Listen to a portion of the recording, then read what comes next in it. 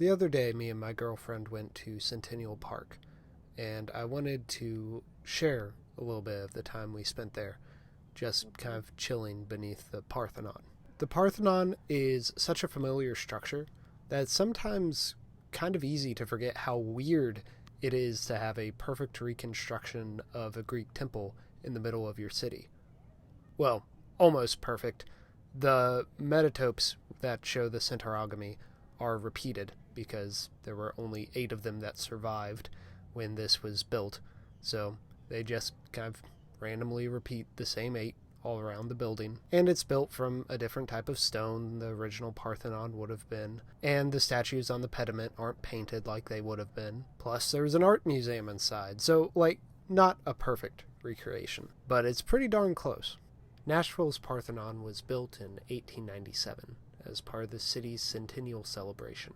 It was the centerpiece of several buildings built throughout Centennial Park, but the Parthenon is now the only one of those buildings that remains.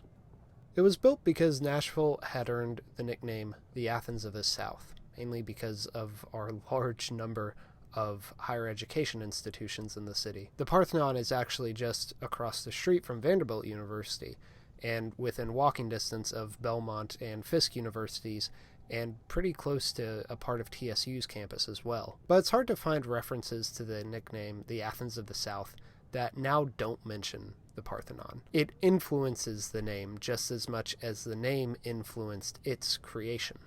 And of course, this is the perfect place for a mythology nerd like me to come on a Saturday and just kind of relax.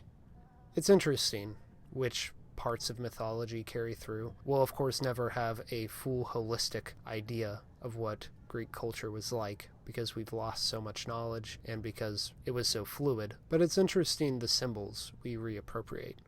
The original Parthenon was there to worship the god Athena. Nashville's Parthenon is there to celebrate its history and its connection to education.